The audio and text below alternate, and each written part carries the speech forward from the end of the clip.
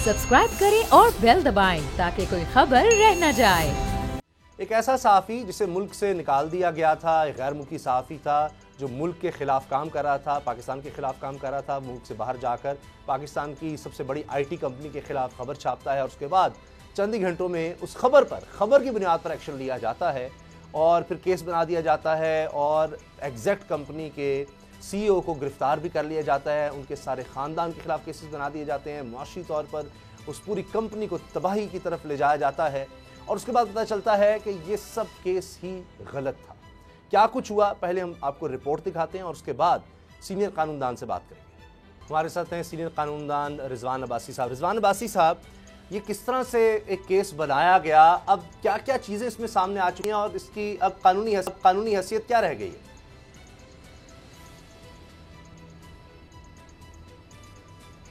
देखें, अगर आप 2015 में जाएं और उस वक्त के मुजालिम देखें तो आपको पता चलेगा कि किस तरीके से एक पर्सोना नॉन ग्रेटा जो शख्स था, जिसको हुकूमत पाकिस्तान ने उसको मुल्क दुश्मन डिक्लेयर करके उसका वीज़ा कैंसिल करके उसको मुल्क बदर होने का हुक्म दिया, उसकी रिपोर्ट को बेस बनाया गया।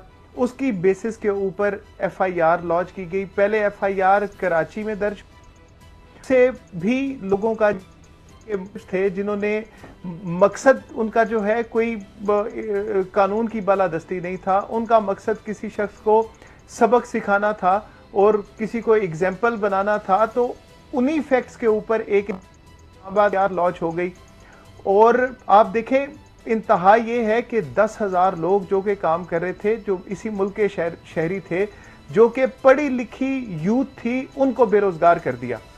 अब जो ऑफिसर FIA के और जितने भी इस हायरार्की में आते हैं लोग, जिन्होंने इस मैटर को इन्वेस्टिगेट किया उस वक्त, उनमें से कोई एक शख्स ऐसा नहीं था जो ऑनलाइन एजुकेशन से वाकफियत रखता हो। उनमें से कोई एक ऐसा शख्स नहीं था जो IT इंडस्ट्री से रिलेटेड कोई थोड़ी सी भी नो हाउ रखता हो। पैसे टाइम हम तो उस दिन से हम यही रोना रो रहे हैं कि भाई ये देखो, ये सब लाइसेंसेस मौजूद हैं, बैक सर्विसेज हैं, बैक ऑफिस सर्विसेज का कोई कॉन्सेप्ट आपको पता है, तो उसका जवाब ही नहीं मिलता था। तो क्लिक एग्रीमेंट्स थे, मुख्तलिफ एंटिटीज को बैक ऑफिस सर्विसेज प्रोवाइड की जाती थी। और आप देखें, अगर आप 2014-15 की IT एक्सपोर्ट्स देखें पाकिस्तान की, तो मेरे ख्याल से 432 मिलियन डॉलर्स हैं। ये सब्जेक्ट, ये आप स्टेट बैंक ऑफ पाकिस्तान से वेरीफाई कर सकते हैं, जिनमें से मेरे ख्याल से 300 कुछ $350 जो थे, 350 मिलियन डॉलर जो थे वो एग्जैक्ट के थे। और उसके बाद आज की आप देख लें 2018-19 की जो है वो IT एक्सपोर्ट्स कहाँ पे चली गई।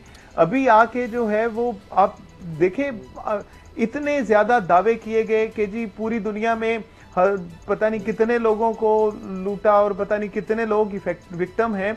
तो जो 2-4 लोग क्या बड़ी उम्मीद है मुश्किल कि से ये जो शेयर सारा कोर्ट में लेके आए हुई, उनका एग्जैक्ट इंडिया ले गया IT में, दीगर मालिक को चला गया। मान गए कि एग्जैक्ट का कोई लेना देना नहीं है। इसके बाद अब ये आपको लगता है केसेस अब मंतकी अंजाम तक पहुंचेंगे, जो हकीकत अब जब के सामने आ गई है और दोबारा से पाकिस्तान की जो IT एक्सपोर्ट्स है वो बढ़ सकेंगी?